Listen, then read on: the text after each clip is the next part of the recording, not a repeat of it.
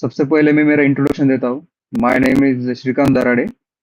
I cleared the UPSC CIPF examination of 2023 with all India rank 56, and I have graduated from VJTI, Mumbai in electronics and telecommunication engineering. So I graduated in 2020, and my journey for UPSC civil services examination started from that year.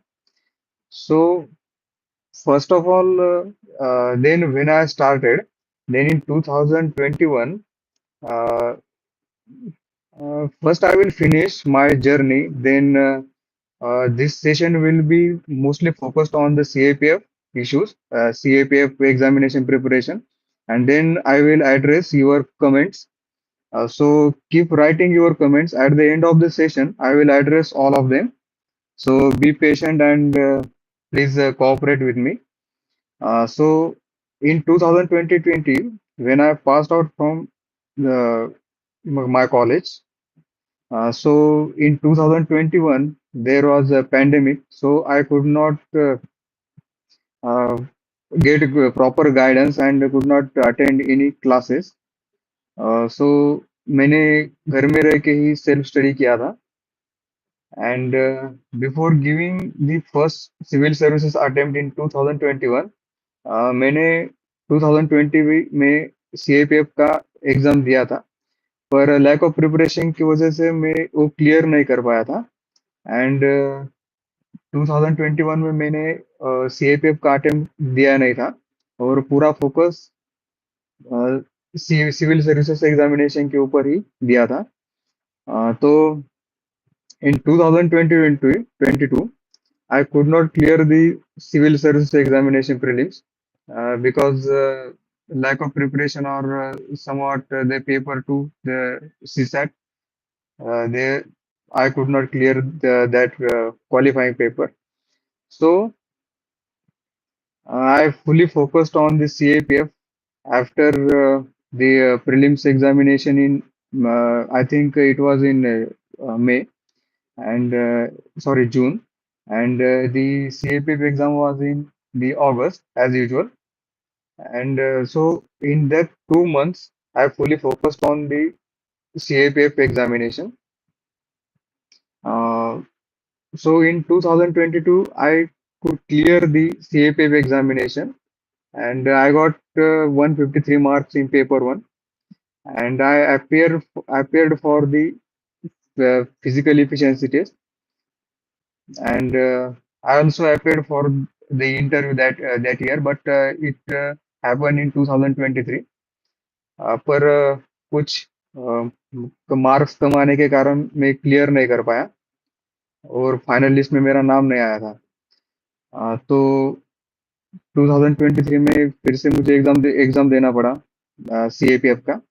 और उस time पे मेरा paper one में भी marks improve हुए थे, जो कि इस बार 164 आए थे. और पेपर टू में मेरे जो पिछले बार 68 आए थे, तो इस बार 84 आए थे.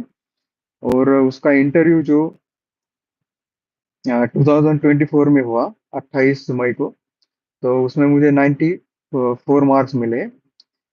So and I could clear the CAPF examination. So in this journey, uh, some highlighted points I would like to share is that you should have plan B. You should have plan B, and the plan B must be prepared before your plan A. Second one is that we should have the targeted approach towards each and every examination if we are giving. If we are giving the CAPF examination, don't take it as lightly, and don't और उसको ऐसा मत समझिए कि ये बहुत ही simple exam होगा. क्योंकि इस साल का जो पेपर आया था 2023 का, सॉरी 2024 का, वो काफी टफ था और यूजुअल ट्रेंड के अकॉर्डिंग नहीं था. तो उधर थोड़ा प्रॉब्लम आ सकता था एस्पिरेंट्स को जिन्होंने प्रॉपरली प्रिपेयर नहीं किया है. तो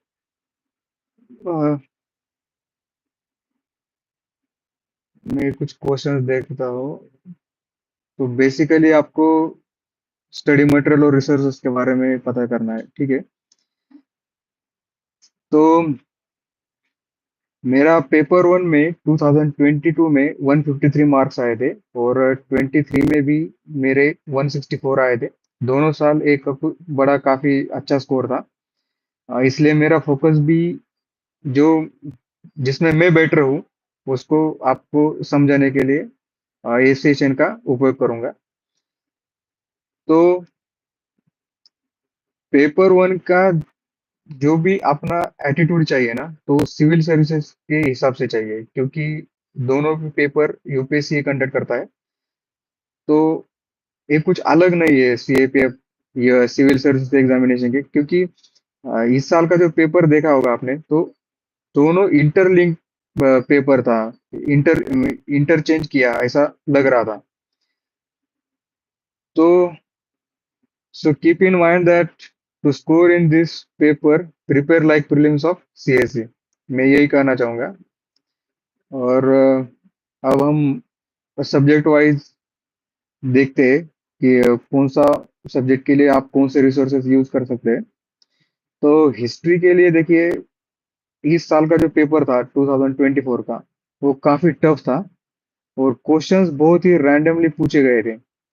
और उस क्वेश्चंस का जो गेस था, वो आप यूपीएससी के जो बाकी एग्जाम्स है, जैसे कि सीडीएस है, एनडीए है, और जो लॉजिक का भी, जियोलॉजिकल साइंटिस्ट का भी वो पेपर होता है उनका, उसमें जो क्वेश्चंस आते हैं उस ट्रेंड के हिसाब से हिस्ट्री में क्वेश्चंस पूछे गए थे, और थोड़े एनसीईआरटी के हिसाब से भी नहीं थे। हार्डली आप एक दो क्वेश्चन ही अटेंड कर पाए होंगे और क्लियर कर पाए होंगे। पर सबसे सब ज्यादा आप क्वेश्चंस अटेंड नहीं कर पाए होंगे। तो हिस्ट्री के लिए तो मैं यही कहूंगा कि आप एनसीईआरटी पे फोकस रहना चाहिए। सिक्स का एनसीईआरटी, सेवन्थ की एनसीईआरटी, और ट्वेल्थ की एनसीईआरटी जो कि थीम्स है 1, 2 and 3, that are very important. तो हिस्ट्री हम दो पार्ट में देखेंगे। एक तो होता है एंशिएंट और मिडाइवल हिस्ट्री। एंशिएंट और मिडाइवल हिस्ट्री के लिए सबसे बेस्ट बुक रहेंगे सिक्स और सेवन्थ की एनसीईआरटी। और जो ट्वेल्थ क्लास की थीम्स है, थीम्स 1 एंड 2, वो पर्टिकुलर हिस्ट्री के पर्टिकुलर टॉपिक के ऊपर उन्होंने बहुत ज्यादा फोकस दिया है। और वो अच्छा है, मतलब डायरेक्टली उधर से एक दो क्वेश्चंस तो आ जाते हैं। और सबसे इम्पोर्टेंट वाला चीज रहेगा कि आप वो लूसेंट जनरल नॉलेज का जो बुक है, वो उसको प्रिपेयर कीजिए।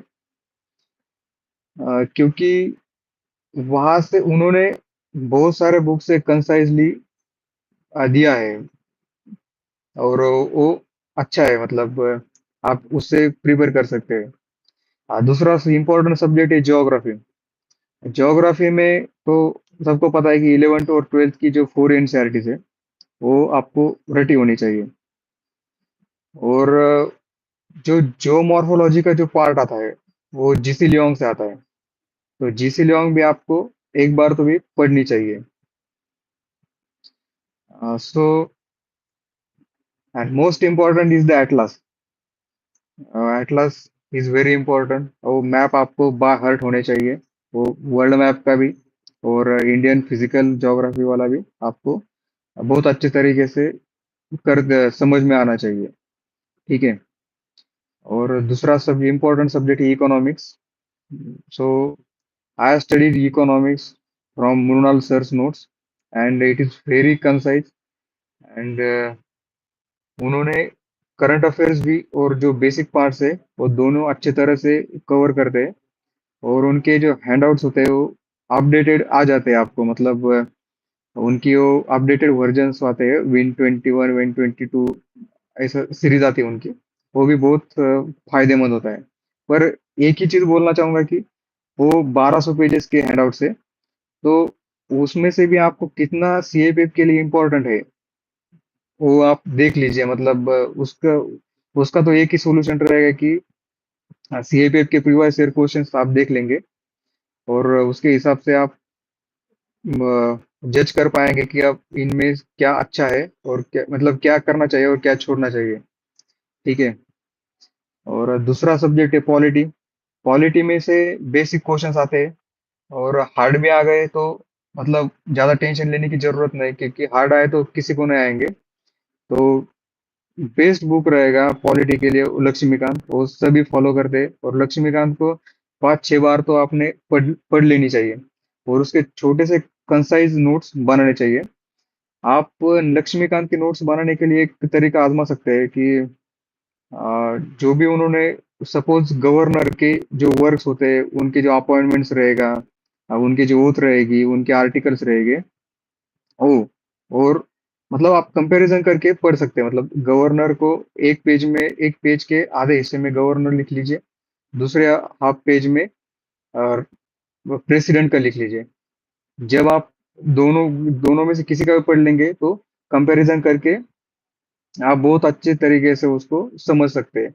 वही चीज आपको प्राइम मिनिस्टर और चीफ मिनिस्टर में कर सकते हैं, और सेंट्रल मिनिस्टर और स्टेट मिनिस्टर में क्या फर्क होता है उसके हिसाब से कर सकते हैं। और वो जो लास्ट के टॉपिक्स होते हैं, कॉन्स्टिट्यूशनल, नॉन कॉन्स्टिट्यूशनल बॉडीज और स्टैट्यूटरी बॉडीज, उनका आप कंपैरिजन चार्ट ऑनलाइन भी मिल सकता है आपको, या किसी टॉपर का भी मिल जाएगा। और नहीं तो आप भी वो थोड़ा सा हार्डवर्क कर सकते हैं उस पे, तो वो बहुत बहुत ही बेटर रहेगा वो। अच्छी चीज है। दूसरी चीज आती है करंट अफेयर्स के लिए।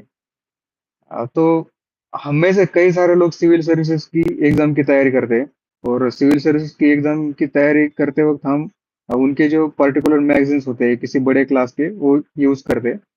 पर मेरे हिसाब से मतलब मुझे ऐसा लगता है कि जो करंट अफेयर्स हम सिविल सर्विसेज के लिए यूज करते हैं, वो सभी मतलब फायदेमंद नहीं रहेंगे सीएपीएफ के लिए। आपको एक टारगेटेड अप्रोच लाना पड़ेगा सीएपीएफ को, मतलब सीएपीएफ के करंट अफेयर्स प्रिपेयर करने के लिए। तो एक हिंदी में, आई थिंक इंग्लिश में भी उनका, इंग्लिश मीडियम में भी उनके एक मैगजीन रिलीज होता है, उनका नाम है वो प्रतियोगिता दर्पण। वो बहुत अच्छे तरीके से मतलब करंट अफेयर्स देते हैं, जो कि हमें सीएपीएफ के लिए मतलब सीएपीएफ के हिसाब से हमारा पूरा प्रिपरेशन हो सकता है। और दूसरा करंट अफेयर हमें इम्पोर्टेंट रहता है इंटरव्यू के लिए और पेपर टू के लिए। और उसके लिए आप कौन सा भी एक तो भी न्यूज़पेपर आपको पढ़ना पड़ेगा। जो भी करंट इश्यूज होंगे वो करंट इश्यूज पे आपको एक पेज की नोट्स तो भी बनानी चाहिए। फॉर एग्जांपल, अभी फार्मर्स इशू आएगा, फार्मर्स प्रोटेस्ट को लेके, उस पे आपको एक पेज का एक पेज के आपके उस पे पॉइंट्स लिखे होने चाहिए। मतलब वो पॉइंट ए फार्मर्स इशू क्या है, मतलब ये उसके कॉज लिख लेने का, उसके इफेक्ट्स लिख लेने के, और मोस्ट इम्पोर्टेंट उसके आर्गुमेंट्स लिख लेने की कि फॉर क्यों मतलब फार्मर्स प्रोटेस्ट अच्छा है, मतलब उसके फॉर के पॉइंट्स और उसके अगेंस्ट के आर्गुमेंट्स वो भी लिख लेनी चाहिए। क्योंकि जो भी न्यूज में होता है वो पेपर टू में फॉर एंड अगेंस्ट आर्गुमेंट के लिए आता है, और वो 20 मार्क्स को कैरी करता है, तो वो बहुत इंपॉर्टेंट है वो। और कुछ कुछ समय में ऐसे में भी वो चीज आती है, और कभी तो रिपोर्ट राइटिंग के लिए direct if any news in मतलब कुछ भी न्यूज में रहा तो आपको रिपोर्ट राइटिंग के लिए बोल सकते हैं। तो वो चीज ध्यान में रखनी चाहिए। और करंट अफेयर्स इंटरव्यू के लिए भी बहुत इंपॉर्टेंट है, क्योंकि इंटरव्यू जो होता है वो दो ही चीज पे चलता है, एक तो डेफ और दूसरा आपका जीए जनरल स्टडीज। और जो डेफ के जो क्वेश्चंस रहेंगे आपके, तो वो तो यूज मतलब आगे जब मैं इंटरव्यू की बात करूंगा तब बोलूंगा ही, पर डेफ के जो क्वेश्चंस रहेंगे वो आपके हॉबी रिलेटेड रहेंगे, फॉर एग्जांपल। और जो भी आपके जीएस के रहेंगे, और जीएस के जो भी रहेंगे, वो जीएस के जो भी रहेंगे वो करंट इश्यूज में जो रहेंगे ना, वो उसके आ जाएंगे वो क्वेश्चंस।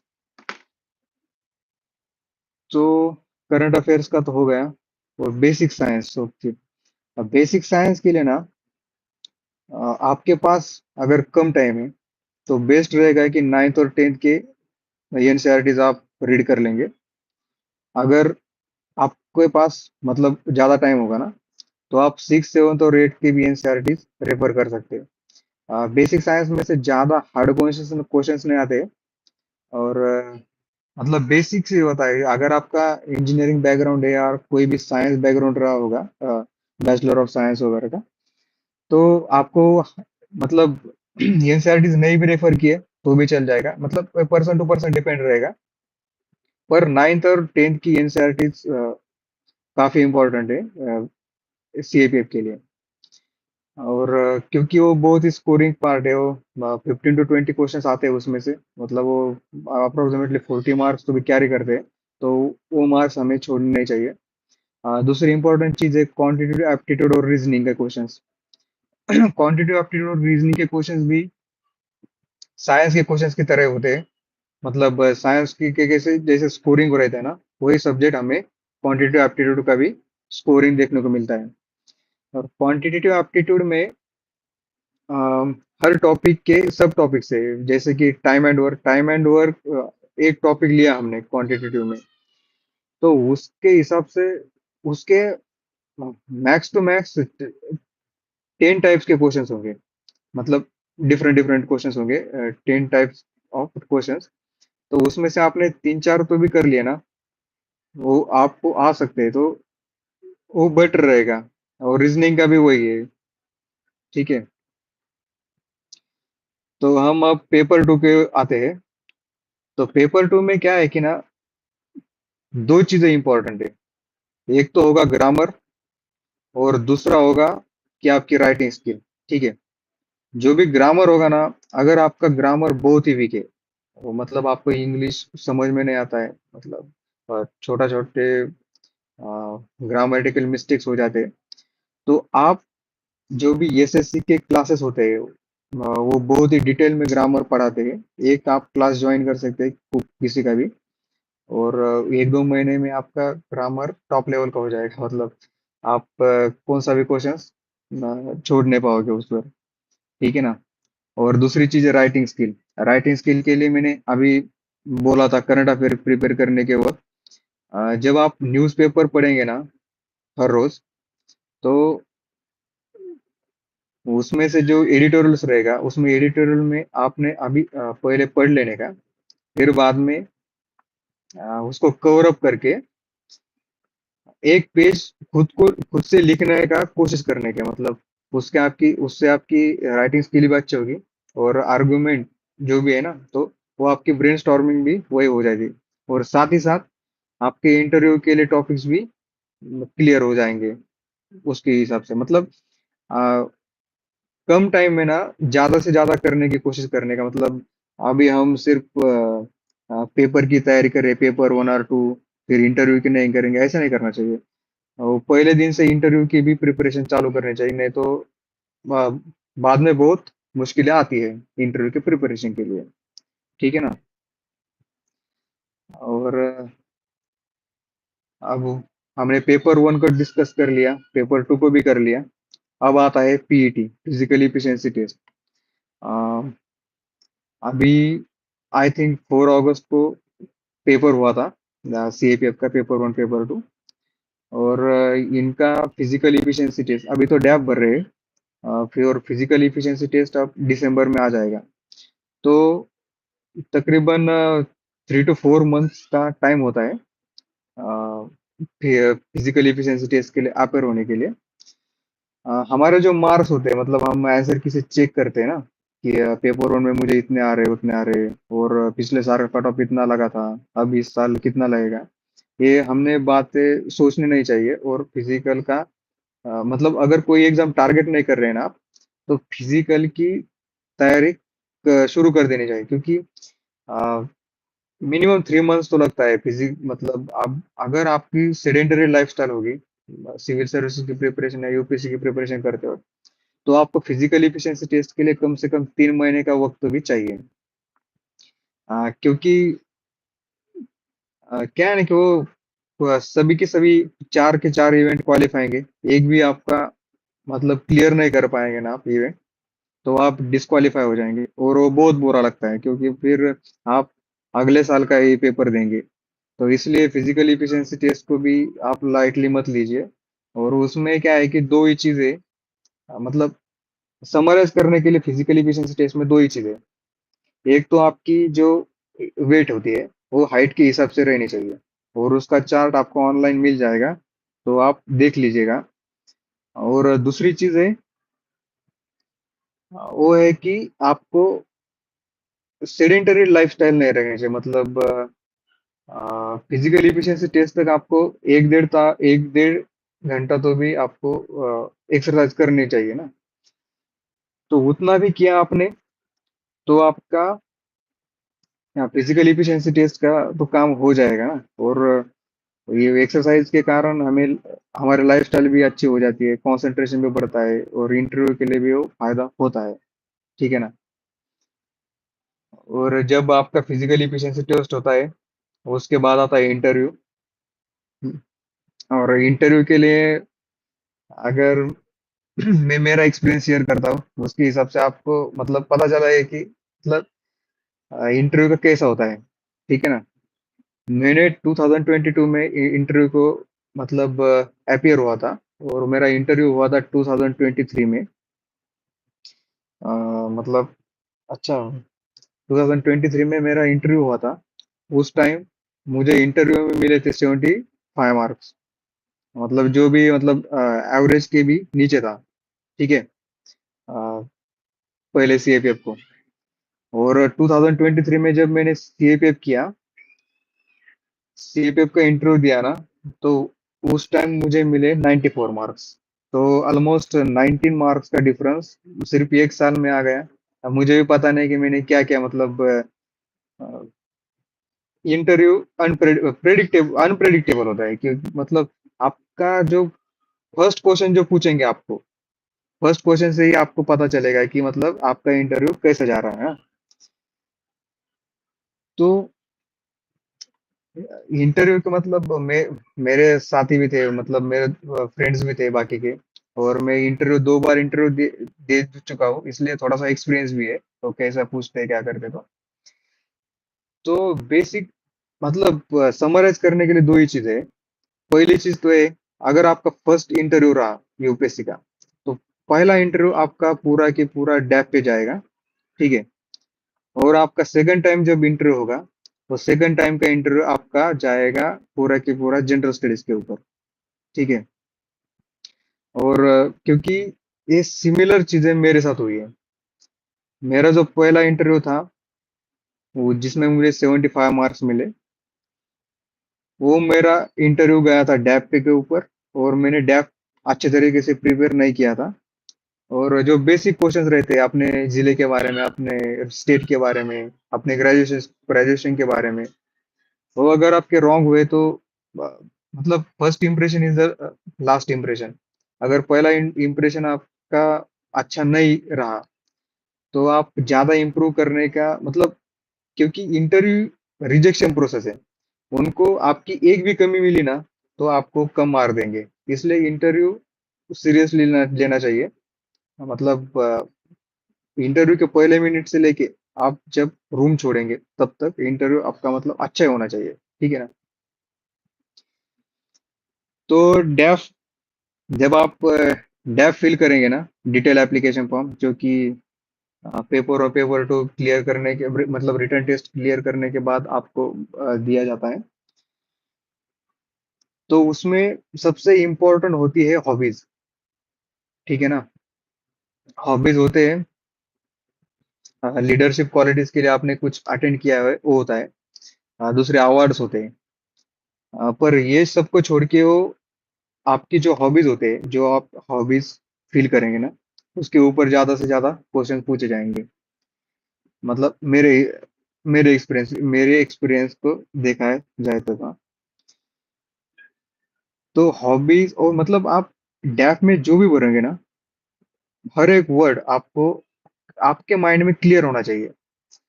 मतलब कुछ लोग लिखते हैं कि आई लाइक वाचिंग मूवीज। ठीक है। वो मूवीज देखते हैं हिंदी। इंटरव्यूअर पूछता है कि आपने वो रशियन मूवीज देखी क्या, आपने वो स्पेनिश मूवी देखी क्या। हालांकि उन्होंने भी नहीं देखी होती है, पर आपको, अगर आपने बहुत सारा मतलब डिस्टिंग्विश पॉइंट नहीं दिए उनके पास, ब्रॉड पॉइंट्स दे दिए, तो वो कुछ भी पूछ लेंगे। ठीक है ना। वही चीज आपकी मतलब किसी के ऊपर भी हो सकता है। मेरा हॉबी था पोर्ट्रेट स्केचिंग, ठीक है ना। तो मैंने पहले स्केचिंग डाला था, तो स्केचिंग में कुछ भी पूछ लेंगे वो, मतलब आ, इससे स्केचिंग करेंगे क्या, इसकी स्केचिंग होती है क्या, टाइप्स ऑफ स्केचिंग होती है। पर मैं पोर्ट्रेट स्केचिंग करता हूँ। तो दूसरे टाइम मैंने पोर्ट्रेट स्केचिंग मतलब आ, म- एक स्पेसिफिक वर्ड दे दिया था, पोर्ट्रेट स्केचिंग। हाँ, वो उस हालांकि मुझे सेकंड इंटरव्यू में तो कुछ पूछा ही नहीं था। वो पहले इंटरव्यू में मेरा डाक के ऊपर गया था, और दूसरा इंटरव्यू तो पूरा जनरल स्टडीज के ऊपर हुआ था। तो ये चीज होती है। अ, और दूसरी चीज आती है वो कि आपको सीएपीएफ में क्यों आना है। ठीक है। सबसे इम्पोर्टेंट है फोर्स प्रिफरेंस क्या होता है। और फोर्स प्रिफरेंस के जो भी क्वेश्चंस होंगे आपके, वो एकदम से क्लियर होने चाहिए। फोर्स प्रेफरेंसेस मतलब आप, जो 5 फोर्सेस होती है जिसके लिए सिलेक्शन होता है अपना असिस्टेंट कमांडेंट के लिए, तो वो प्रेफरेंसेस आपकी दिमाग में क्लियर होने चाहिए। आपको यूट्यूब पे बाकी वीडियोस भी मिलेंगे, कोरा पे भी मिल जाएगा आपको स्टडी मटेरियल, और ऑनलाइन ऑनलाइन भी मिल जाएगा। और आप बेटर जज होंगे कि आपको मतलब आप किस फोर्स के लिए बने हुए हैं। ठीक है ना। किसी को आर्मी लाइफ चाहिए होती है तो बीएसएफ ज्वाइन कर लेते हैं, क्योंकि उनका जो मेन वर्क है वो पाकिस्तान और बांग्लादेश बॉर्डर को प्रोटेक्ट करना है। और भी फोर्स है, आईटीबीपी भी है, जो कि इंडो इंडो इंडो तिब्बत जो बॉर्डर है उसको प्रोटेक्ट करते हैं। फिर आते हैं एसएसबी, जो इंडो नेपाल और इंडो भूटान के बॉर्डर प्रोटेक्ट करते हैं। और सीआरपीएफ और सीआईएसएफ जो कि इंटरनल सिक्योरिटी मैटर्स को लिए देखते हैं। ठीक है। तो शिवू पूछ रहे हैं कि in which force you get selected. Sir मैं सीआईएसएफ में सेलेक्टेड हुआ हूँ, और मेरा जो ट्रेनिंग रहेगा वो जनवरी में स्टार्ट होगा। हालांकि नेक्स्ट मंथ में भी आ सकता है, पर मोस्ट प्रोबेबली जनवरी में आ जाएगा। ठीक है। So this is from my side. मैंने मेरा प्रिपरेशन का जो भी जर्नी था यूपीएससी का वो बता दिया। मैंने मेरे रिसोर्सेज जो भी रहे उसको भी डिस्कस कर लिया। और जो भी पार्ट्स है इस सीएपीएफ एग्जाम के, मतलब paper 1, paper 2, then physical efficiency test और इंटरव्यू, ये चारों को मैंने मतलब समरी फॉर्मेट में एक्सप्लेन कर दिया है। हालांकि इनके ऊपर एक एक सेशन होना चाहिए, पर टाइम कंस्ट्रेंट की वजह से हमने उसको लिमिटेड कर दिया है। और मैं अब आपके स्पेसिफिक क्वेश्चंस ले लूंगा। सो शिबू पूछ रहे, अच्छा वो पूछ रहे हैं कि marks get in inter. Sir मुझे सीएपीएफ 2022 में 75 मार्क्स मिले थे, और सीएपीएफ 2023 में मुझे 94 मार्क्स मिले हैं। Yes, below average student can also clear the CAPA PSC examination, because mostly there are two papers and there is a physical efficiency test. अगर आपको, आप गांव से बिलोंग करते, अगर आपका फिजिक्स अच्छा है तो well and good, welcome to the CAPF day.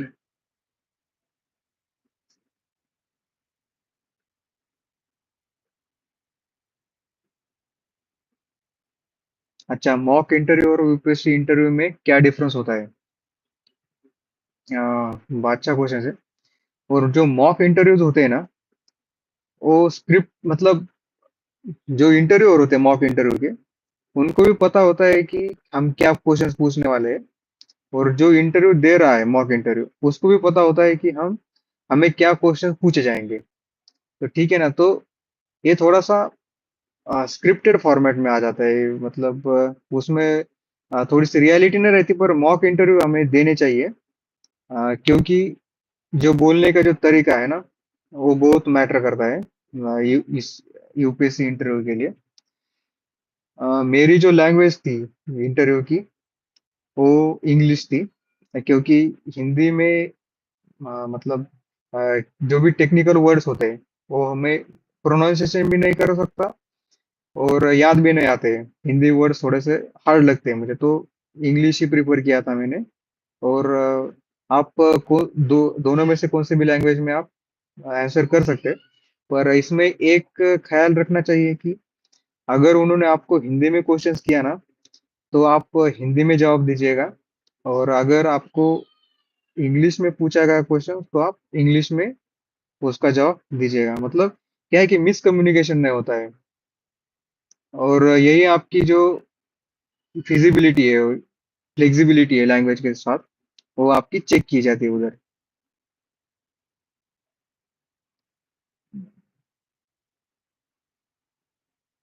2022 से कितने सर, मेरा बहुत बड़ा मार्जिन रहा था। मतलब ऑलमोस्ट 48 मार्क्स का। टू 296 का कट ऑफ लग गया था। नहीं सॉरी, मुझे 296 मार्क्स मिले थे और कट ऑफ लगा था 344 मार्क्स को। तो ऑलमोस्ट 50 मार्क्स का डिफरेंस से मेरा 2022 में रह गया था। Thank you, thank you.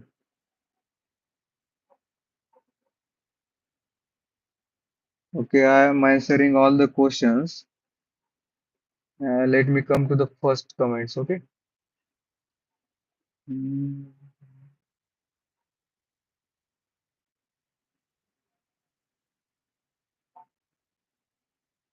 Okay, okay, okay. I will quickly reply to your question. So you are in class 10th, okay, and you want to prepare for UPSC. So my suggestion as a yeah, as a elder brother will be that you should first focus on the 10th, because all of us who are preparing for the UPSC civil service examination, or any other examination or any state examination, we refer the state books or the books we have read in our school life, so in the school time. So please focus on what you are currently doing. I think that it is my personal opinion. It might be vary from others. uh, अगर आप 10th में हो ना, तो 10th का ही पढ़ाई कीजिए। मतलब 10th क्लास के लिए, मतलब डायरेक्ट यूपीएससी की प्रिपरेशन करना, ये बहुत मतलब जिम्मेदारी का काम आ जाएगा और बहुत बड़ा काम आ जाएगा। तो अगर आप 10th में हो ना, तो मेरा सजेशन ये रहेगा कि आप यूपीएससी की प्रिपरेशन अभी से शुरू ना करिए। आप 11 ट्वेल्थ को अच्छे से करना, वो पास करना, फिर अच्छे से ग्रेजुएशन कर लेने का। मतलब जो भी आपका इंटरेस्ट होगा, कोई भी फील्ड में, क्योंकि अगर इंटरेस्ट हुआ तो आप अच्छे से तरीके से पास कर सकते हैं। और यूपीएससी क्लियर करने, मतलब हर ग्रेजुएशन के, हर स्ट्रीम के लोग यूपीएससी क्लियर कर सकते हैं। तो ये किसी को बार भी नहीं करता है। और यूपीएससी सबको अलाउ करता है यूपीएस मतलब यूपीएससी प्रिपरेशन करने के लिए, और उसमें सिलेक्शन लेने के लिए भी। वो ऐसा नहीं बोले कि पर्टिकुलर ग्रेजुएशन, पर्टिकुलर स्ट्रीम के जो लोग हैं उनको हम फेवर करेंगे, इनको नहीं करेंगे, और इनको नहीं लेंगे, ऐसा नहीं है। वो सबको लेते हैं। सिर्फ आपको पढ़ाई कर लेना चाहिए। और सबसे इम्पोर्टेंट है कि ग्रेजुएशन भी आपने अच्छा करना चाहिए। क्योंकि यूपीएससी हमेशा प्लान ये रहता है हमारा। और जो हमारा प्लान भी होता है ना, तो हमारा ग्रेजुएशन होता है। अगर यूपीएससी के 3-4 अटेम्प्ट हुए और हम क्लियर नहीं कर पाए ना, तो जो प्रेशर होता है ना, फैमिली प्रेशर हुआ, पीयर प्रेशर हुआ, वो बहुत ही खतरनाक होता है। तो इसलिए अपना जो प्लान भी है, वो प्लान ए से भी अच्छा होना चाहिए। अ, मेरे हिसाब से, मतलब अगर मेरा देखा जाए ना, तो मेरा प्लान भी था इंजीनियरिंग। मैंने भी सोच लिया था 10th में कि मैं भी यूपीएससी की तैयारी करूंगा। पर तभी से मैंने चालू नहीं किया था। और यूपीएससी का जो भी मैंने टॉपिक निकाला, वो मेरे ग्रेजुएशन के बाद ही मैंने ग्रेजुएशन भी में भी यूपीएससी की प्रिपरेशन नहीं किया था, और जो भी किया वो 2020 में जब पास आउट हुआ था, उसी टाइम किया था, पहले नहीं किया था। ठीक है ना। तो ये चीज होती है। तो मेरा जो प्लान भी था इंजीनियरिंग का, इलेक्ट्रॉनिक्स एंड टेलीकम्युनिकेशन इंजीनियरिंग में मैंने किया था, वो मेरा प्लान भी था, और प्लान है ऑब्वियसली यूपीएससी ही था। तो मैंने प्लान बी पे पहले फोकस किया, फिर जाके प्लान ए को टारगेट किया। तो आप भी अपना प्लान बी जो है ना, तो बहुत ही अच्छा बनाना चाहिए। मतलब कुछ भी कर सकते हैं आप प्लान बी में, आप एक आधा बिजनेस भी स्टार्ट कर सकते हैं, मतलब पर प्लान बी भी अच्छा होना चाहिए, मतलब बैक टू द पेविलियन वाला चीज आपको आना चाहिए। ठीक है ना। I hope I answered your query.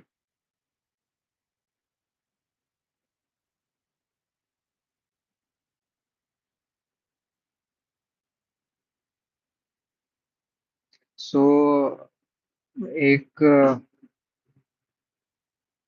पूछ रहे हैं कि after recollection in our mind after closing the book or reread which is correct in revision. Okay, for revision purpose, revision के लिए आप एक कर सकते हैं। एक बुक पढ़ लेने का। ठीक है। वो बुक पढ़ने के बाद तुरंत ही उसके नोट्स नहीं निकालने के। एक बुक आपको 2 या 3 बार पढ़ लेने का। 2 या 3 बार आपने बुक पढ़ा, तो आपको ही समझ में आ जाएगा कि ये बुक में क्या इंपॉर्टेंट है, और ये बुक में मुझे क्या याद आ रहा है, और मैं क्या याद कर नहीं पा रहा हूँ ना। तो जो भी आप याद नहीं कर पा रहे हैं ना, तो वही चीज लिख लेने की। कौन सा टाइम? फोर्थ टाइम में। पहले 3 टाइम तो आपको सिर्फ रीड ही करना है, वो उस टाइम पे नोट्स नहीं निकालने के। जब आप फोर्थ टाइम एक बुक पढ़ोगे ना, तभी उसके नोट्स निकालने चाहिए। नोट्स भी ऐसे ही निकालोगे आप कि जो भी आपको इम्पोर्टेंट लगा वही। नोट्स के लिए मैं एक स्ट्रेटेजी फॉलो करता था। अगर आपका बुक 100 पेजेस का है ना, तो आपके नोट्स मैक्स टू मैक्स 10 या 15 पेजेस के होने चाहिए। 15 पेजेस के ऊपर ऊपर अगर आपके नोट्स गए ना, तो समझ लेना चाहिए आपने कि मतलब ये बुक मुझे ज्यादा समझ में नहीं आया, और मुझे एक बार और फिर से इसको पढ़ना पड़ेगा। क्योंकि जब हमारा जो डी डे होता है ना, एग्जाम का डे, उस टाइम पे सबसे ज्यादा मैटर यही करता है कि आप कम टाइम में कितना रिवाइज करोगे। ठीक है। तो अपने नोट्स बहुत ही छोटे होने चाहिए, और कंसाइज होने चाहिए। कंसाइज मतलब 100 पेजेस के एक रूल फॉलो करने का। 100 पेजेस की बुक रहा, तो मैक्स टू मैक्स 15 पेजेस के नोट्स होने चाहिए, उसके ऊपर नहीं जाने का।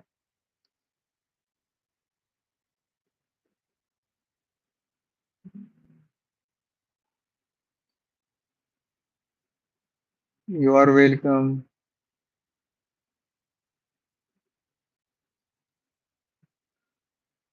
What is the selection ratio in UPSC CPF?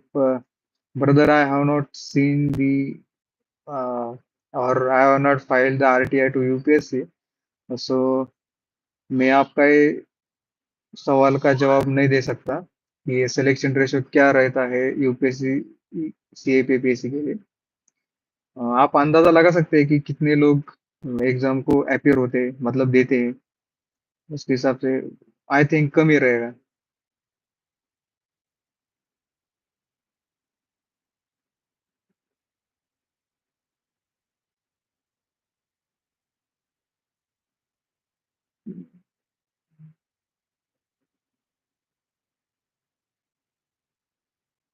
अच्छा, ये अच्छा क्वेश्चन है कि स्टडी में कंसिस्टेंसी कैसे बनाए। ओके।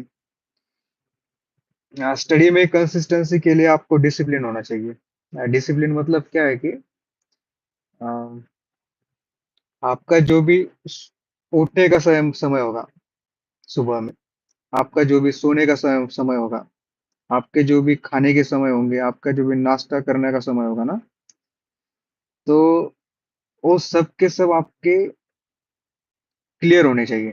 मतलब आप वही टाइम पे वो चीज करेंगे।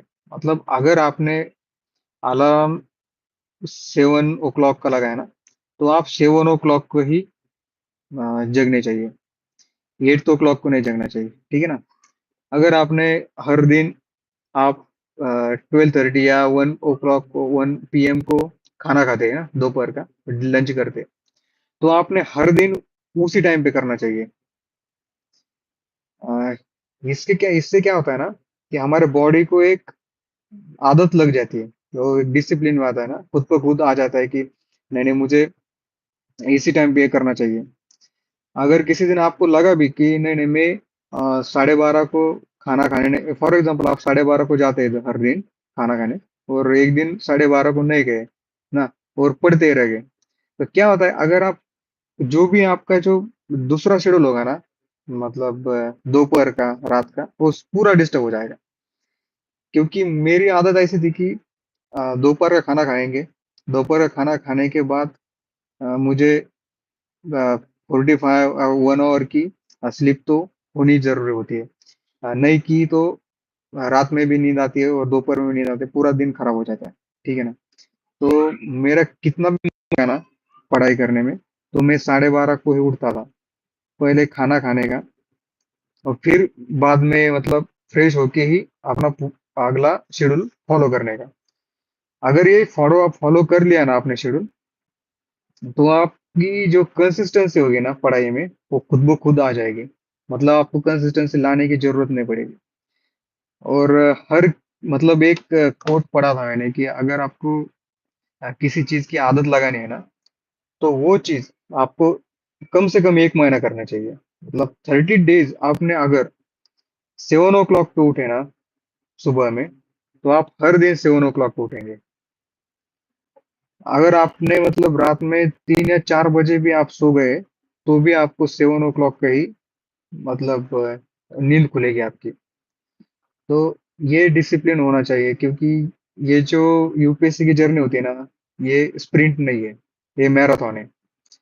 इधर आपको बहुत लंबी देर तक दौड़ना पड़ता है। इसी कारण ना जो भी स्कूल के टॉपर रहते हैं, ग्रेजुएशन में टॉपर रहते हैं, ऐसे मान के नहीं चलना चाहिए कि आप भी यूपीएससी में टॉप करोगे। क्योंकि इधर ज्यादा समय तक जो चलेगा ना, वही टिकता है। मतलब आप एक दिन 15-20 घंटे पढ़ाई करोगे, दूसरे दिन कुछ भी नहीं करोगे, ऐसा नहीं चलता। हर दिन करो, थोड़ा थोड़ा पढ़ाई करो, खुद को भी टाइम दे दीजिए, थोड़ा सा रिलैक्स भी हो जाइए। पर ये डिसिप्लिन के हिसाब से किया तो आपकी कंसिस्टेंसी रहेगी। नहीं तो कंसिस्टेंसी लाना is very hard in UPSC.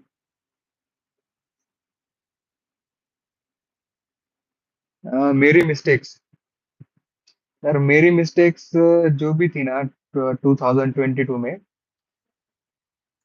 तो मैंने लैंग्वेज के कमांड के ऊपर ज्यादा ध्यान नहीं दिया था। एक और दूसरी जो भी डेफ में जो मेरे कीवर्ड्स थे, जैसे कि मेरी हॉबीज थी, मेरे ग्रेजुएशन के सब्जेक्ट्स थे, उस पर मैंने ज्यादा फोकस नहीं दिया था, और अनफॉर्चुनेटली मुझे उस पे एक ज्यादा क्वेश्चंस पूछे गए। पर मतलब आपको बताइए कि पहला जो इंटरव्यू होता है वो डेफ के ऊपर ही आ जाता है, और दूसरे इंटरव्यू में आपको जनरल स्टडीज पे ऊपर फोकस कर दे। मेरा जनरल स्टडीज अच्छा था, इसलिए मतलब मेरा पेपर 2, मतलब जो भी मेरा सॉरी सेकंड इंटरव्यू था, तो उसमें मैं अच्छा कर पाया, क्योंकि उन्होंने मुझे क्वेश्चंस भी पूरे जनरल स्टडीज के ऊपर पूछे थे, और जनरल स्टडीज के क्वेश्चंस को मैं अच्छे तरीके से अंडरस्टैंड भी कर पाया, और उनको एक्सप्लेन भी कर पाया, और वो खुश होके उन्होंने मार्क्स भी मतलब अच्छे भी नहीं दिया, पर एवरेज से ऊपर ही दिए थोड़े।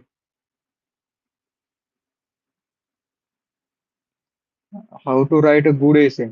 सर गुड एसे के लिए ना आपको कौन सा भी मतलब आपकी लैंग्वेज के ऊपर डिपेंड करता है। अगर मेरी लैंग्वेज तो इंग्लिश थी, और इंग्लिश के लिए मैं मतलब एक न्यूज़पेपर तो ही कंपलसरी पढ़ता ही था, और मैं द हिंदू न्यूज़पेपर पढ़ता था। उसमें एडिटोरियल्स भी बहुत अच्छा थे। तो ऐसे में क्या होता है ना कि सबसे अच्छा तरीका ये होगा, एक बार एडिटोरियल हमने पढ़ लेने की, ठीक है, एक अच्छा सा एडिटोरियल अगर अगर हमने पढ़ लिया ना, तो बाद में हमें उसमें क्या अच्छा लगा, और हम क्या मतलब आप आपको क्या लगा वो सीरी ट्यूटोरियल पढ़ के, वो आपने एक पेज पे लिख लेने का। ठीक है, ऐसा 1 महीने तक कंटिन्यू करना। फिर बाद में जो भी आपने लिखा है ना, वो 1 महीने बाद देखना। ठीक है ना। तो वो जो गैप होता है ना 1-2 महीने का, तो इस बीच में आपकी बहुत सारी इंप्रूवमेंट हुई होती है। और जो आपने 30-40 दिन पहले जो भी लिखा होता है, उसमें आप ही मिस्टेक्स ढूंढ जाओ, मतलब आप ही ढूंढ पाएंगे मिस्टेक्स, मैंने ये मिस्टेक क्या की थी। मतलब आपको किसी टीचर के पास भी जाने की जरूरत नहीं है, आपको ये समझ में आ जाएगा कि मेरी मिस्टेक्स क्या थी। ठीक है ना। तो ऐसा हम इम्प्रूव कर सकते हैं। और हर दिन लिखने से हमारा थोड़ा थोड़ा लैंग्वेज के ऊपर कमांड भी आता है। और वो हमें इंटरव्यू के लिए बहुत ही इम्पोर्टेंट रहता है। ठीक है ना। क्योंकि हम यूपीएससी के लिए जो भी स्टडी मटेरियल यूज करते हैं, वो इंग्लिश में यूज करते हैं। तो अगर हमें इंग्लिश में कुछ बोलना होता है ये यूपीएससी पैनल के सामने, तो हम अच्छे तरीके से एक्सप्लेन कर सकते हैं, क्योंकि वही जो लिखा होता है, वही जो पढ़ा होता है, वो हमारे अपने आप ही मुंह से बाहर निकलता है। ठीक है ना। तो ये एसी के लिए आप ऐसा कर सकते हैं। हाउ मच टाइम रिवीजन के लिए कितना देना पड़ेगा ना डेली। रिवीजन बहुत ही इंपॉर्टेंट होता है। ठीक है ना। तो मैं रिवीजन के लिए क्या करता था, रिवीजन दो टाइप की करनी होती है। एक होता है डेली रिवीजन, और एक होता है वीकली रिवीजन। ठीक है ना। जो डेली रिवीजन होती है ना, आपने मतलब कौन सा भी टाइम फॉलो कर सकते हैं आपके अकॉर्डिंग। मैं कैसा करता हूँ अब आपको बताता हूँ। मॉर्निंग में भी पढ़ूंगा, ठीक है, आफ्टरनून में भी पढ़ूंगा, और डिनर के बाद रात में जो भी मैंने सुबह पढ़ा है, जो भी मैंने दोपहर को पढ़ा है ना, उसकी मैं रिवीजन करता था। कि मतलब आप अगले दिन क्या पढ़ोगे ना, वो भी आपको क्लियर आइडिया मिल जाता है। और वीकेंड को, मतलब संडे या सैटरडे को, एक ओवरव्यू लेता था कि मैंने ये इस हफ्ते क्या क्या पढ़ लिया है। मतलब टॉपिक तो भी रिवाइज होने चाहिए, नहीं तो क्या होता है ना मिस्टेक, सॉरी,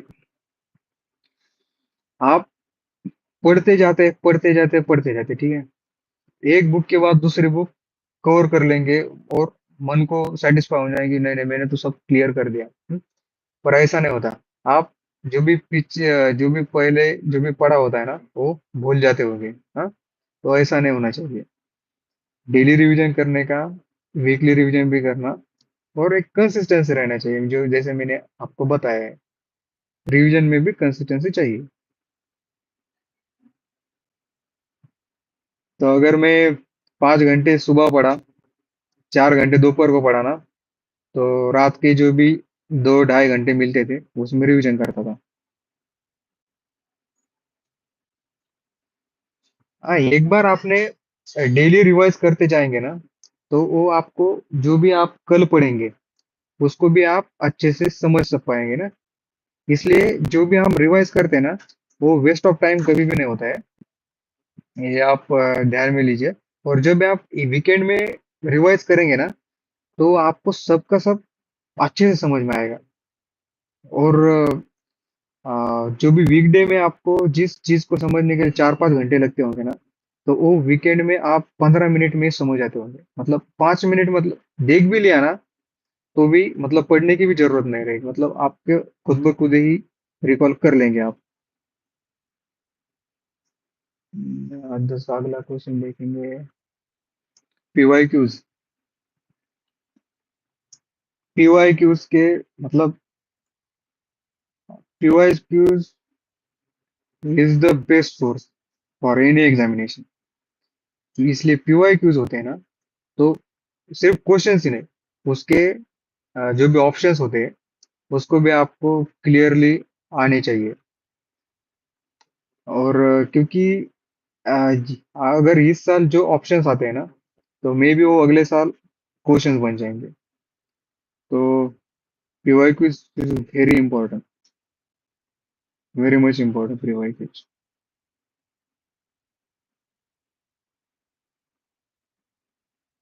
अब ऑलमोस्ट एक और होता ही आ रहा है। अच्छा, एक दिन में कितने सब्जेक्ट पढ़ते थे आप सर? ओके। मैक्सिमम 2 या 3। उसके उसके बाद नहीं, क्योंकि मुझे एक सब्जेक्ट लिया मैंने ना, तो कंटिन्यूअसली उसको 3 साढ़े 3 घंटे तो मुझे कंटिन्यू करना पड़ता था, क्योंकि मैं ज्यादा सब्जेक्ट एक दिन में ज्यादा सब्जेक्ट स्विच नहीं करता था। मतलब एक दिन में क्या, मैं एक वीक में हार्डली 2 ही सब्जेक्ट ही कंप्लीट करता था। कभी कभी तो एक ही सब्जेक्ट में एक वीक पढ़ता था, ऐसा। मतलब ज्यादा सब्जेक्ट के मतलब एक दिन में hard hard max to max ना 2 या 3 ही सब्जेक्ट करने चाहिए। अगर ज्यादा सब्जेक्ट किया है ना, तो आपका कौन सा भी सब्जेक्ट अच्छा नहीं होगा, क्योंकि क्या होता है, हम जब पढ़ने के लिए बैठते हैं ना, तो पहले आधा घंटा तो हम क्या पढ़ रहे हैं ना, वो उसका उसके लिए मोटिवेशन और कंसंट्रेशन करने के लिए आधा घंटा लगता है, ठीक है ना। उसके बाद आप एनालाइज करोगे, हमें मतलब उसमें एक रुचि आने लगती है ना, उसको इंटरेस्ट आने लगता है। और इस इंटरेस्ट आते ही आप दूसरा सब्जेक्ट स्विच करेंगे ना, तो वो बेनिफिशियल नहीं रहेगा। तो कंटिन्यूअसली 3 4 घंटे एक ही सब्जेक्ट करना चाहिए, बाद में स्विच कर लेना चाहिए। हाँ, तो अगर आप 12 घंटे पढ़ेंगे ना दिन के, और रिवाइज भी करना है उसमें आपको, तो आप देख सकते हैं कि आप हार्डली 3 सब्जेक्ट ही कर पाएंगे, उसके बाद नहीं कर पाएंगे आप। पढ़ने के बाद याद नहीं रहता। पढ़ने के बाद याद रखने के लिए और रिवीजन की 2 स्ट्रेटेजी आपको यूज करना पड़ेगा। डेली रिवीजन और वीकेंड रिवीजन। तभी आपको याद रहेगा, नहीं तो याद नहीं रहेगा। और दूसरी चीज है कि एक कंसिस्टेंसी होना चाहिए, जो मैंने एक्सप्लेन किया है पहले। और डिसिप्लिन भी कैसे मेंटेन करना चाहिए वो भी एक्सप्लेन किया हो।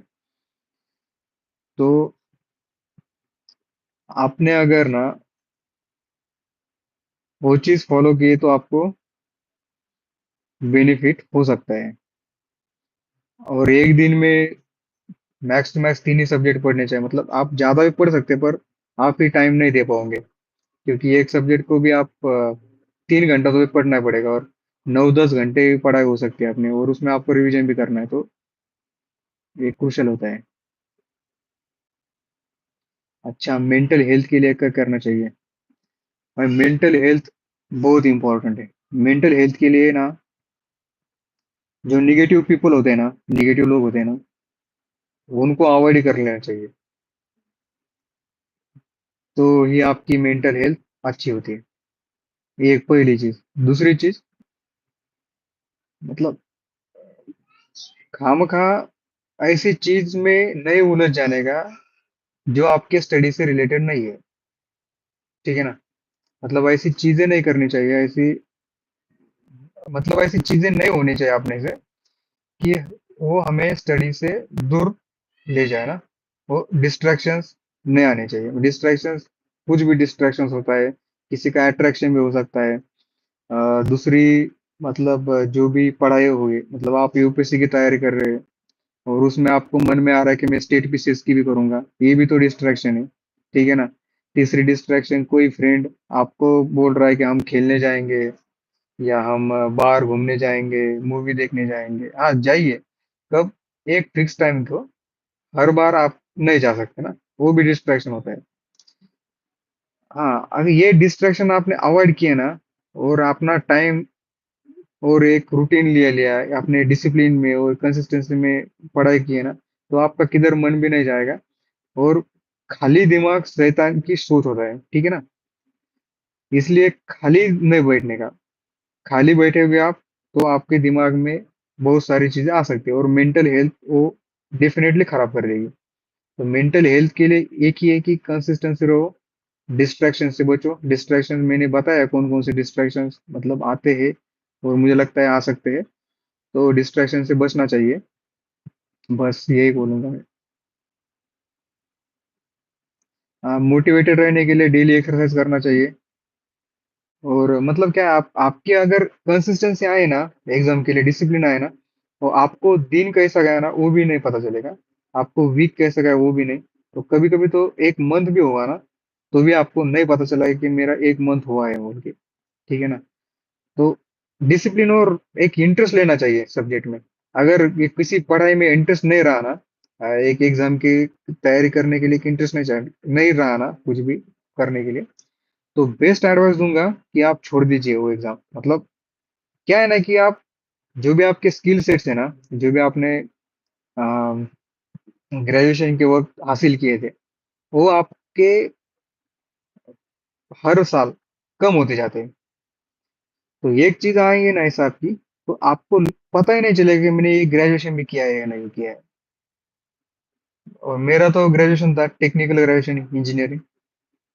इधर तो हर महीने और हर साल नई नई टेक्नोलॉजीज आती है। और जो भी टेक्नोलॉजीज हमने पढ़ी थी 2020 में, उसके हिसाब से तो अभी तो बहुत ही चेंजेस हुआ है। मार्केट की डिमांड भी काफी सारी बढ़ गई है। तो अगर मुझे जॉब लेना मतलब जॉब लेने की जरूरत पड़े ना इंजीनियरिंग फील्ड में, तो मुझे खुद को अपग्रेड करने के लिए 7 से 8 महीने तो भी लगेंगे। ठीक है ना?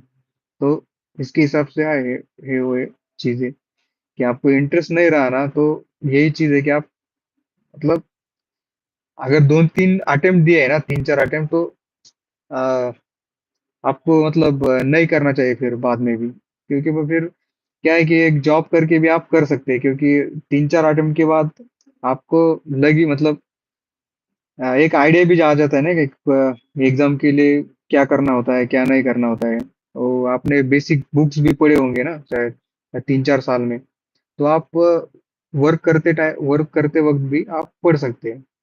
और मेरी स्ट्रैटेजी भी इस साल यही थी, अगर नई रिजल्ट आता ना मेरा, तो मैं भी आईटी जॉब ही ज्वाइन करने वाला था, टू बी ऑनेस्ट।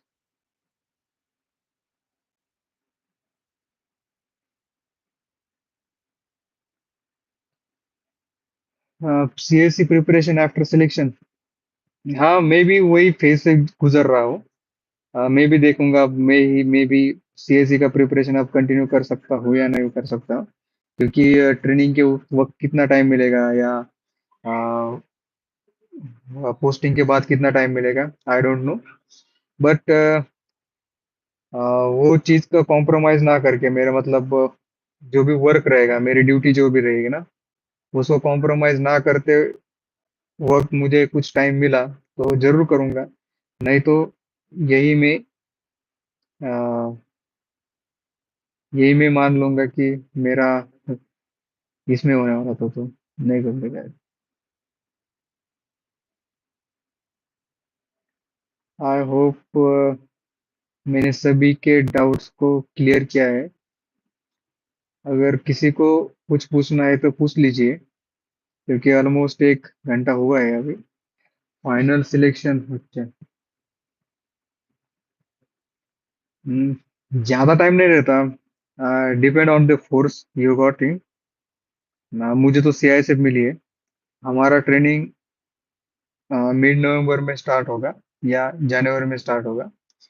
जिनको आईटीबीपी मिला है, मतलब ऐसा स्पेकुलेट किए करते हैं, मतलब क्योंकि जो पिछले बैचेस है उनका जो पासिंग आउट होगा वो अप्रैल मार्च में होगा, तो उनका उस टाइम पे उनको बुला सकते हैं। मतलब हर फोर्स का अलग अलग रहेगा। और वो हम बता नहीं सकते, क्योंकि हायर ऑथोरिटीज के पास रहता है। मतलब स्पेकुलेट नहीं कर सकते कुछ भी अपन, ऐसा है। So thank you all, it was nice session. आज आपसे इंटरेक्शन करके मुझे बहुत अच्छा लगा।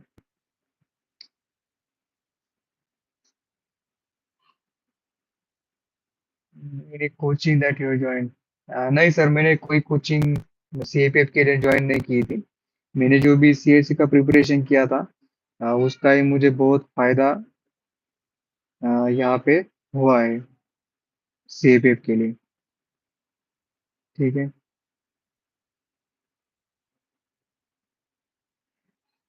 मेरा ऑप्शनल एंथ्रोपोलॉजी था, पर जिस एग्जाम में मेरा सिलेक्शन हुआ है वहाँ ऑप्शनल नहीं रहता है।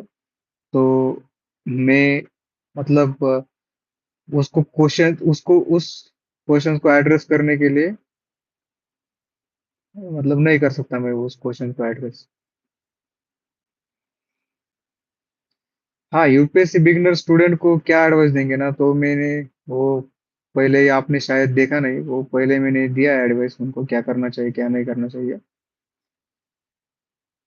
वो आप रिवाइंड करके देख सकते हैं पीछे जाके वीडियो, ये एक बार अपलोड होने के बाद।